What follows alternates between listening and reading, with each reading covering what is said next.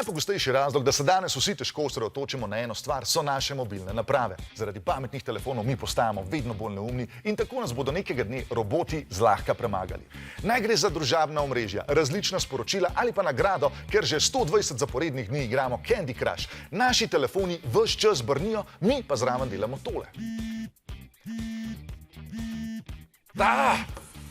Nič čudnega, da se ne moramo skoncentrirati. Slaba koncentracija je lahko povezana tudi s tem, da našim možganom nekaj manjka. In običajno ta manjko poteši že en čist navaden sudoku.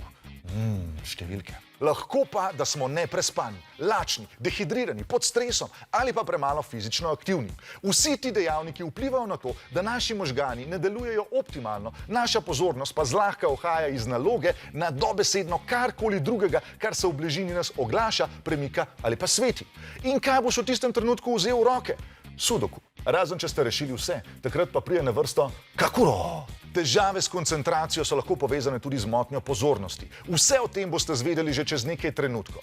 Če pa nas spremljate preko kanala Osvežilna fronta, pa kliknite na naš video Vse o motnjah pozornosti. Razlogov za slabšo koncentracijo je mnogo, a brez skrbi obstajajo tudi rešitve. O tem bomo govorili v drugem delu Kvikijev, kjer pa bomo govorili tudi o drugih kvadratkih, v katere opisujemo številke, recimo o položnicah. Hvala pa Drejcu, Manci, Lari in Niki, ki so nam že poslali skeč. Tudi vi nam lahko pošljete vaše videe, kjer igrate naše skeče. Vsa navodila najdete na YouTube kanalu Osvežilna fronta.